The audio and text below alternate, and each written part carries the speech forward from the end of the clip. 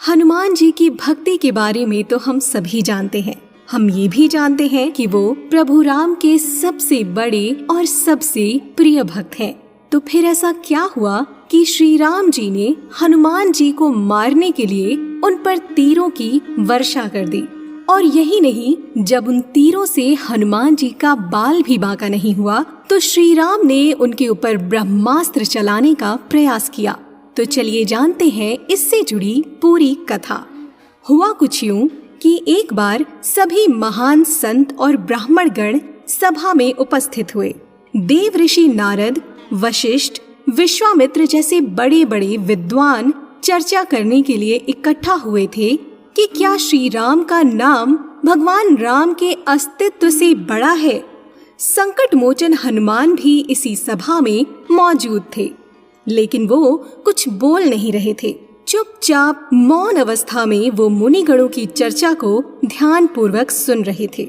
ऋषि नारद का मत था कि भगवान राम का नाम स्वयं भगवान राम से भी बड़ा है, और ये साबित करने का उन्होंने दावा भी किया। अब जब चर्चा समाप्त हुई तो सभी साधु संतों के जाने का समय हुआ। जब सभा से सभी साधु संत जाने लगे तो नारद जी ने हनुमान जी को सभी ऋषियों का सत्कार करने के लिए कहा, लेकिन उन्होंने विश्वामित्र का सत्कार करने के लिए हनुमान जी को मना कर दिया। इसके पीछे उन्होंने ये दलील दी कि विश्वामित्र तो एक समय राजा थे, आज वो संत हो गए हैं, वो अलग बात है। तो जैसा नारद ऋषि ने समझाया था, हनुमान जी ने वैसा ही किया और बारी बारी सभी ऋषियों का अभिनंदन किया, सिवाय विश्वामित्र के। लेकिन इससे ऋषि विश्वामित्र को कुछ भी फर्क नहीं पड़ा। लेकिन इसके बाद नारद ऋषि विश्वामित्र के पास गए और उन्हें भड़काने लगे, और उन्होंने विश्वामित्र को ये यकीन दिला दिया कि हनुमान जी ने जानबूझकर आपको अनदेखा किया है और आपका उपहास किया है। ऋषि विश्वामित्र ने नारद ऋषि की इस बात पर यकीन कर लिया और वो गुस्से से तमतमा उठे, और उन्होंने राम जी से हनुमान जी की इस गलती के लिए उन्हें मृत्यु दंड देने का वचन ले लिया।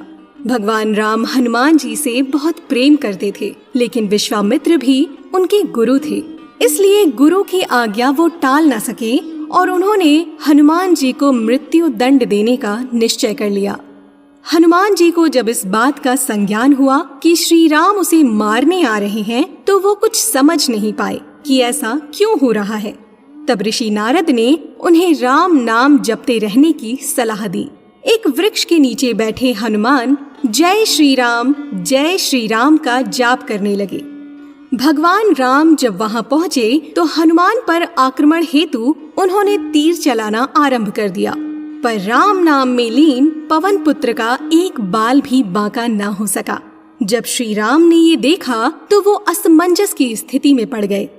उन्होंने मन ही मन में विचार किया कि जो भक्त मेरा नाम जप रहा है उसका मैं तो क्या, कोई भी कुछ नहीं बिगाड़ सकता। अपने तीर विफल होते देख भगवान राम ने कई अस्त्र भी आजमाए, पर हनुमान जी के आगे सब विफल रहे। क्योंकि श्री राम को अपने गुरु के वचन का पालन करना था, भगवान राम ने फिर प्रलयंकारी ब्रह्मास्त्र का प्रयोग किया। लेकिन जैसे ही भगवान राम ब्रह्मास्त्र चलाने ही वाले थे कि नारद ऋषि विश्वामित्र जी के पास पहुंचते हैं और उन्हें सारी बात सच सच बता देते हैं। इसके बाद विश्वामित्र जी हनुमान जी को क्षमा कर देते हैं और राम जी को उनके वचन से मुक्त कर देते हैं। तो इस प्रकार नारद ऋषि ने ये साबित कर दिया कि राम जी से बड़ा है राम का नाम।